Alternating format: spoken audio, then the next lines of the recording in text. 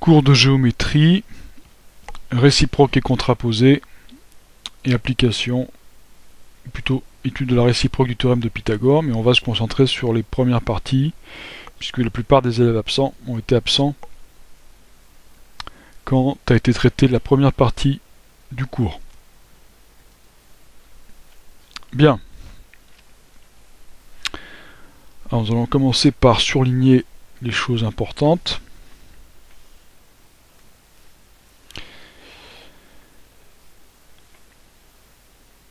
Alors on va voir comment dans une propriété mathématique, enfin dans une propriété en général, quand on énonce une propriété, où se situe la condition et où se situe la conséquence. Alors bon, ça, la partie texte, ça vous l'avez déjà, c'est pas la peine que j'en parle, vous l'avez sur le cours. Par contre, il faut commenter ça. Alors, les mots-clés sont si et alors. Si, ensuite on énonce la condition, si quelque chose, alors, conséquence, si cette chose se passe, ou si cette chose est exacte, ou n'est pas exacte, alors il y aura une conséquence. Alors cette conséquence, ça peut être carrément une conclusion, dans certains cas, et il peut y avoir plusieurs conditions, et éventuellement plusieurs conséquences. Donc une propriété, pour s'énoncer, a peut-être besoin d'une condition numéro 1, une condition numéro 2, numéro 3, etc. Alors quand on résume, donc ça ce sont des phrases en français, et quand on résume en mathématiques, on va dire condition entraîne, donc ça veut dire entraîne. Donc je vais l'écrire.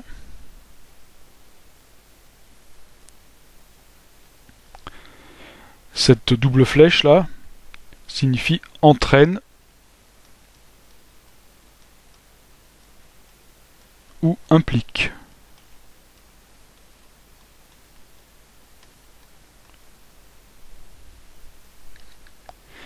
La condition entraîne une conséquence.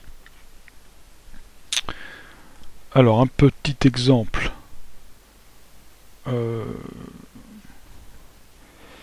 Si je vis en Haute-Vienne,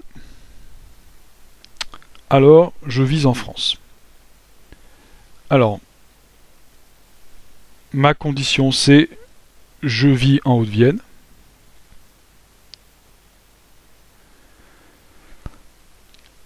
La conséquence, c'est que si je vis en Haute-Vienne, alors je vis en France.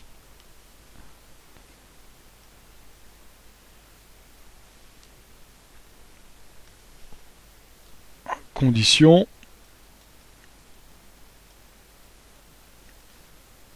Conséquence.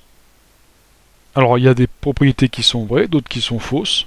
Bon, généralement une propriété est vraie, parce que si elle est fausse, il n'y a pas d'intérêt à l'utiliser.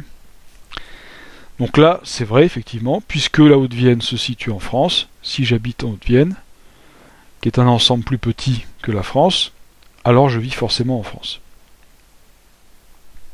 Donc ça, c'est élémentaire, mais ça, c'est déjà une propriété pour énoncer une chose, une vérité première, qui concerne la vie de tous les jours, pas forcément les mathématiques.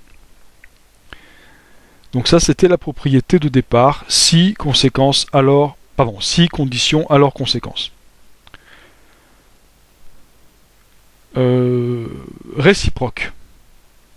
Donc la réciproque, c'est encore une propriété. Une réciproque, qu'est-ce que c'est? C'est une propriété, mais c'est une propriété qui a un lien. On va voir lequel. Avec une autre propriété. Cette autre propriété, on l'appelle la propriété de départ.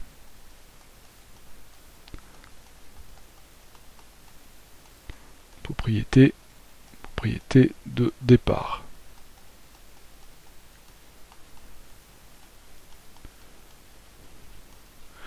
Alors je lis le texte. Alors une propriété réciproque ou réciproque, les deux formulations sont acceptées. se distingue de la propriété de départ dans la mesure où sa condition est la conséquence de la propriété de départ, tandis que sa conséquence correspond à la condition de départ. La propriété de départ, pardon. Alors qu'est-ce que ça veut dire? Ça veut dire que si je reprends mon exemple, si je vis en Vienne, alors je vis en France. La condition de la propriété de départ, c'était je vis en France. Eh bien, pour la réciproque, cette propriété, pardon, ce membre de phrase, qui est une condition, deviendra la conséquence. Inversement, la conséquence de la propriété de départ, qui était je vis en France, deviendra la condition de la propriété réciproque. C'est ce qu'on voit ici, effectivement. Je vis en France, c'est bien maintenant, puisque c'est après si, c'est bien la condition. Et je vis en Haute-Vienne, c'est bien la conséquence, puisque c'est le membre de phrase qui suit le petit mot de liaison alors. La question c'est, est-ce que cette propriété est vraie ou est-ce qu'elle est fausse?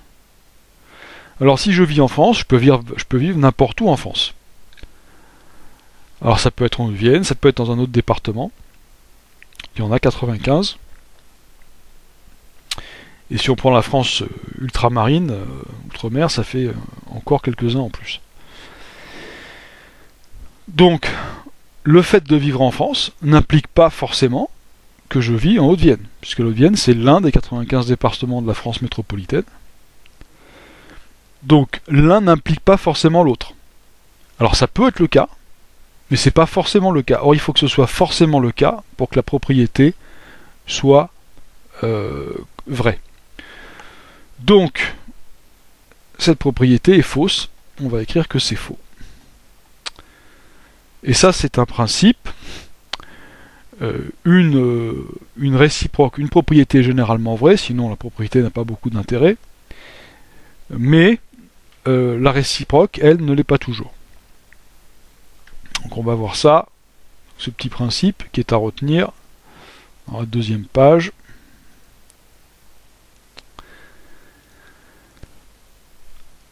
Alors c'est ce que vous avez en haut. Une propriété est généralement vraie. Propriété est généralement vraie. Alors on peut imaginer une propriété fausse, disons dans le cadre d'un exercice intellectuel, mais bon, ça ne s'applique pas vraiment. Sa réciproque ne l'est pas toujours. Donc, sa réciproque, c'est-à-dire, je vais reformuler ça, sa réciproque peut être fausse. Sa réciproque peut être fausse. On en a vu un exemple juste avant. Donc, il ne faut pas se faire piéger. Donc, je résume.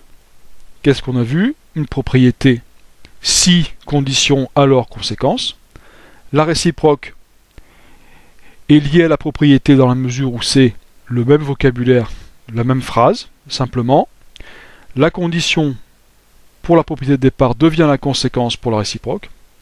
Et la conséquence pour la propriété de départ devient la condition pour la réciproque. Et il faut bien étudier tous les cas de figure, raisonner pour savoir si cette réciproque est vraie.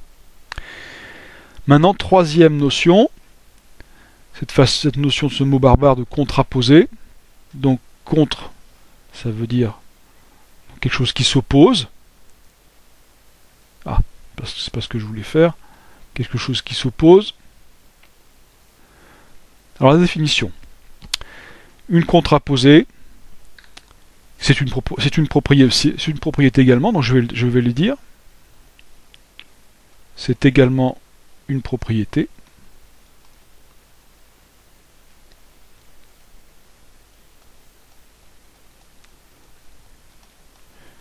On peut dire propriété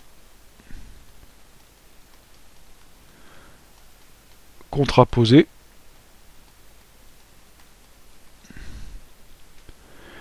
Donc cette propriété contraposée, comment on la construit, comment on la rédige? Eh bien, il faut prendre la négation d'une propriété réciproque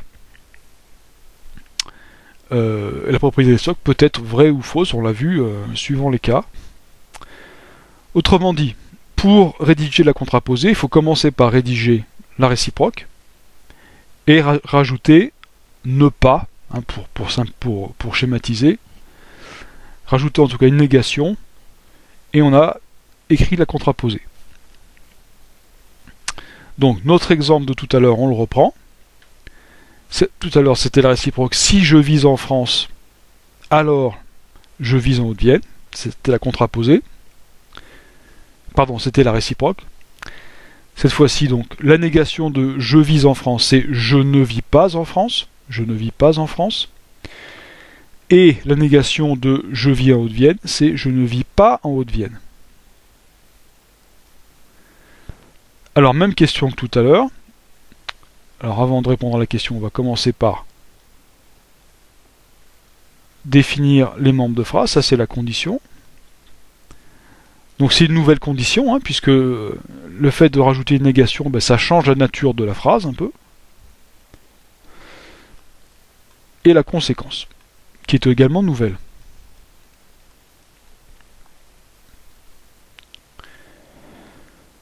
Alors, regardons. Si je ne vis pas en France, je peux vivre dans n'importe quel pays du monde qui n'est pas la France. Or, la Haute-Vienne, c'est un département français. Si je ne vis pas en France, il n'y a aucune chance pour que je vive dans le département de la Haute-Vienne qui est situé en France. Donc, si je ne vis pas en France, il est exact que je ne vis pas en Haute-Vienne. Donc, la contraposée, là, elle est vraie. Alors, on va voir que c'est pas un coup de chance.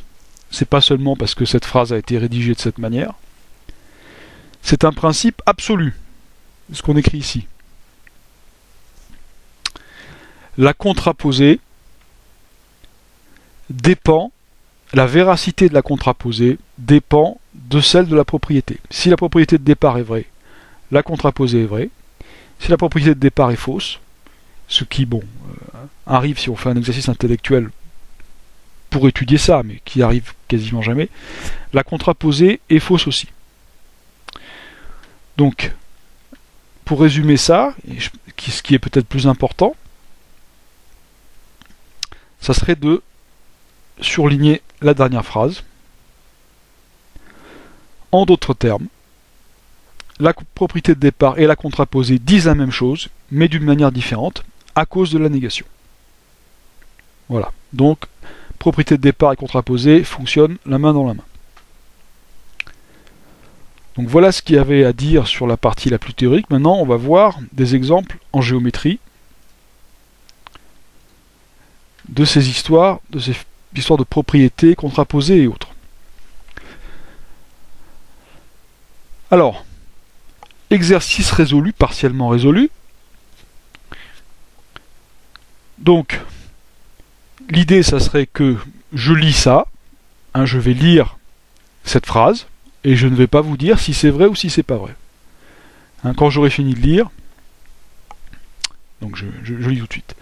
Donc en rouge, vous reconnaissez, donc c'est un code couleur dont il faut se rappeler.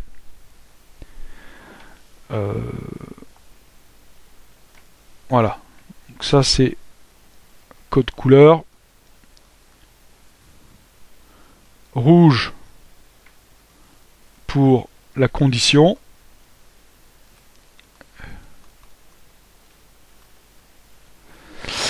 Et vert pour la conséquence. Et je fais ça systématiquement. À chaque fois que j'ai une condition, c'est écrit en rouge. À chaque fois que j'ai une conséquence, c'est écrit en vert. Pardon. Voilà. Et que ce soit vrai ou pas vrai, ça change rien. Je reste fidèle à ce code. Donc, je lis la phrase. Si ABCD est un rectangle, alors ABCD, on peut dire, alors le quadrilatère ABCD a des diagonales de même longueur. Donc, à vous de voir si c'est vrai ou pas. Donc, je vous conseille de faire un dessin en partant d'un rectangle. éventuellement plusieurs rectangles biscornus. Faut essayer de se mettre dans des conditions extrêmes pour voir si la propriété tient la route. Et vous concluez quant à l'égalité des longueurs des diagonales. Donc maintenant, mettez sur pause, faites votre exercice, faites l'effort, et ensuite revenez visionner la vidéo. Bon, maintenant je corrige. Donc je ne vais pas faire de rectangle, parce que je n'ai pas les bons outils ici pour le faire proprement. Mais sachez que les rectangles, l'une des propriétés des rectangles, à part le fait que les côtés opposés aient même longueur et qu'il y ait 4 angles droits, eh bien, les diagonales ont même longueur. Ça, c'est un principe pour les rectangles. Donc la réponse, c'est que c'est vrai. Oh, je vais peut-être mettre dans cette couleur-là, c'est finalement pas mal. Vrai.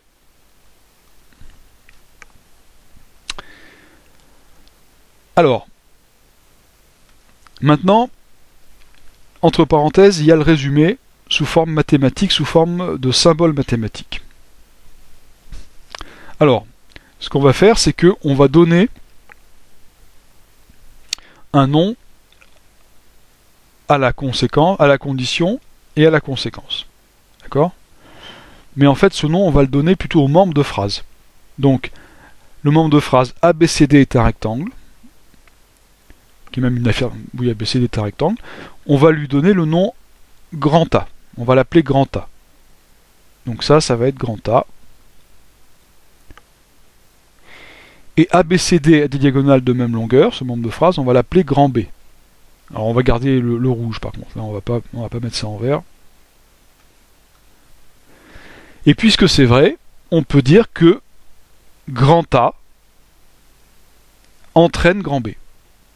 Hein, si ABCD est un rectangle, j'ai effectivement des diagonales de même longueur. Donc, grand A, parenthèse par exemple, ou sans parenthèse d'ailleurs, c'est pas très important, grand A, double flèche, double trait horizontal, flèche, B. Et ça résume toute cette phrase qui est longue. Alors, réciproque. Alors, cette fois-ci, ma condition, c'est ABCD est un quadrilatère qui a des diagonales de même longueur. ABCD est un quadrilatère qui a des diagonales de même longueur. Donc, ce membre de phrase, je fais une accolade de façon à le nommer. Donc, je le nomme B. Hein, ça n'a pas changé. Dans la propriété, c'était la conséquence, là c'est la condition, mais ce sont les mêmes mots. Hein. Donc c'est ça qui compte, je continue à appeler B.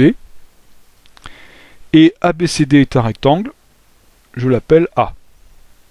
Sauf que maintenant, c'est devenu la conséquence. Alors, même exercice que pour la propriété.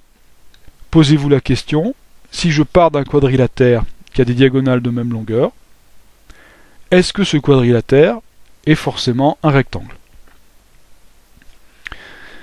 Donc pareil, mettez-vous dans des conditions extrêmes, hein, vous partez des diagonales, qu'est-ce que c'est? Ce sont des segments. Hein. Prenez les segments qui ont même longueur, vous les faites se croiser, et voyez si vous obtenez nécessairement un rectangle. Donc quand vous joignez les 4 extrémités des segments, puisqu'il y en a 2 par segment. Voilà, donc mettez sur pause, faites votre travail. Maintenant que c'est fait, vous revenez voir la vidéo, et on va dire que, eh bien non, ça ne marche pas comme ça. Alors ça, je vais peut-être quand même pouvoir vous le montrer. Donc je fais un premier trait.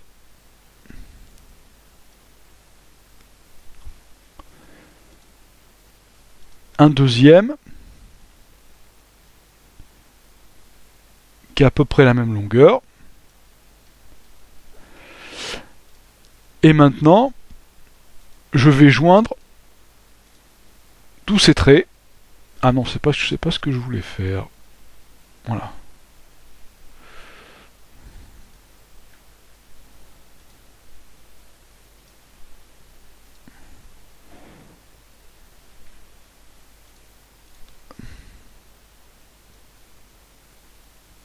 Voilà, un trait.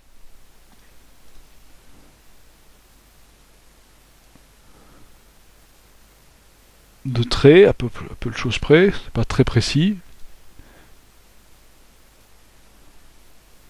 3 traits, et le quatrième pour joindre les deux derniers points. Alors, est-ce qu'avec ça, j'ai un rectangle? Eh bien non, c'est pas un rectangle. C'est un quadrilatère qui est autre chose. Donc certainement que je suis capable de fabriquer un rectangle à partir de deux diagonales de même longueur, mais il faudrait des critères supplémentaires. Donc, maintenant, on va pouvoir conclure et dire que c'est faux. Donc, B, hein, donc le membre de phrase B, n'entraîne pas, donc je barre la flèche, n'entraîne pas A. Donc voici un cas où la réciproque est fausse, alors que la propriété de départ était vraie. Qu'est-ce que je raconte? Fausse, c'est faux.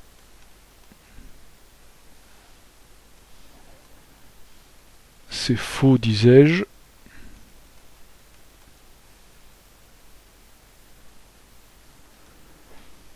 Alors maintenant, la contraposée, bah, si on se rappelle du principe, si la propriété est vraie, la contraposée doit être vraie aussi.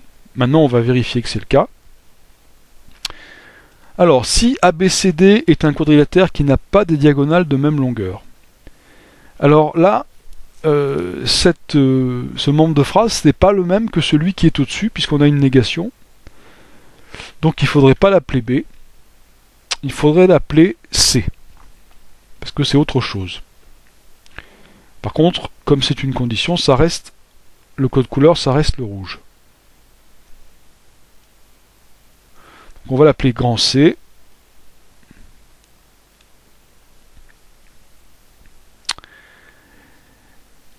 En revanche, ABCD n'est pas... Oui, en revanche, non, c'est pareil, ABCD n'est pas un rectangle, c'est nouveau.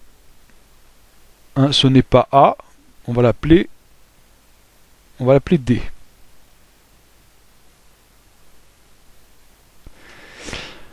Alors, si ABCD est un quadrilatère qui n'a pas des diagonales de même longueur, alors ABCD n'est pas un rectangle. Eh bien, ça, c'est vrai.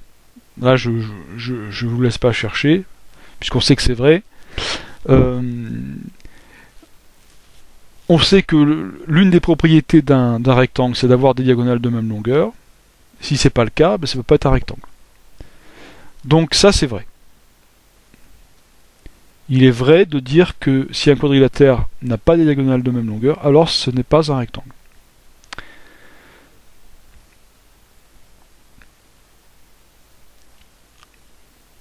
Alors, on va l'appeler... donc, oui, alors il faut que je vous précise quelque chose. C entraîne D. D'accord? Mais, je reviens sur la définition de ce membre de phrase. Si ABCD est un quadrilatère qui n'a pas des diagonales de même longueur. Ceci, c'est la négation de B. ABCD est un quadrilatère qui a des diagonales de même longueur. Donc là, on a fait la négation de B. La négation de B, ça se dit non B. Donc C, c'est la même chose que non B. Négation de B. Et de même, D, ABCD n'est pas un rectangle, c'est la négation de A, ABCD est un rectangle. Donc D, c'est non A. Autrement dit, on peut écrire non B entraîne non A. Ou ça. Ça revient au même. Mais donc, vous pouvez vous contenter de non A, non B, ça évite d'ajouter deux lettres de plus, peut-être de la confusion. Donc voilà par rapport à l'exercice résolu, j'espère que vous avez fait l'effort de chercher. Donc maintenant, la deuxième partie, c'est ajouter une deuxième conséquence pour voir si on est capable de rendre la propriété réciproque vraie si on ajoute une deuxième conséquence à la propriété de départ. Donc je vais la rédiger entièrement. Donc je vais faire comme en cours, c'est-à-dire je vais faire un si en italique si j'y arrive. Si, alors ABCD est un rectangle,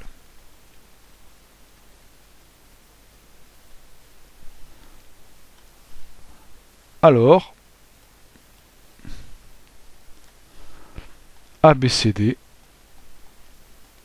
est un quadrilatère. Je rajoute ça parce que ça permet ensuite de pouvoir utiliser la même formulation pour la réciproque et la contraposée.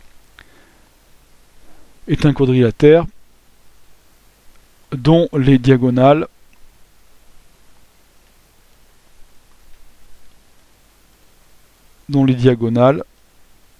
sont de même longueur.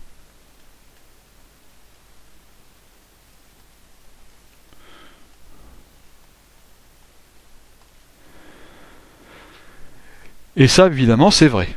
Alors, de même longueur, par contre, attention, là j'ai répété la propriété de tout à l'heure, mais là il faut changer quelque chose. On nous dit rajouter, donc ajouter plutôt une deuxième conséquence, et de même milieu. Donc je vais ajouter ici en vert, dont les diagonales sont de même longueur et ont même milieu.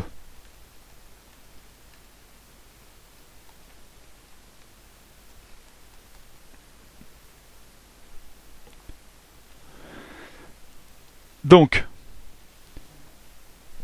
je sais que c'est vrai, donc si je dessine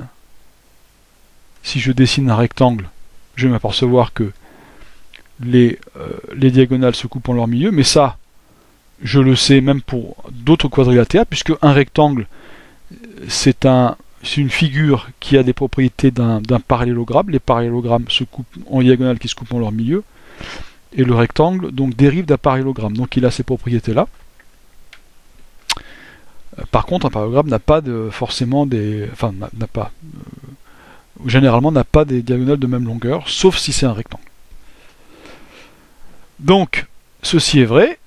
Je nomme les membres de phrase. Donc, si ABCD est un rectangle, je l'appelle A. Et ABCD est un quadrilatère. Donc, je continue. Dont les diagonales sont de même longueur et ont même milieu. Donc je vais effacer le E qui est là, qui me gêne. Je vais écrire B et le E ici. Donc grand B c'est tout ça. ABCD est un quadrilatère dont les diagonales sont de même longueur et ont même milieu. Et puisque c'est vrai, je peux dire A entraîne B. Mais bon, j'ai pas tellement progressé, puisque dans l'exercice résolu, la propriété, bien qu'il n'y ait qu'une seule conséquence, elle était vraie aussi. Donc maintenant, à vous de voir si quand vous passez à la réciproque, cela change quelque chose à la véracité de la propriété ou pas. Donc à vous de faire des essais avec des petites figures pour voir si ça marche ou pas. Et de même, vous rédigez la contraposée. Donc ça, c'est vos camarades l'ont fait sans que je les aide, hein, c'était un travail à faire. Donc je vous donne ce travail à faire. Et cela conclut ce cours en forme vidéo. J'espère que vous l'aurez compris. Et n'hésitez pas à poser des questions quand vous aurez visionné la vidéo s'il y a des choses qui restent peu claires.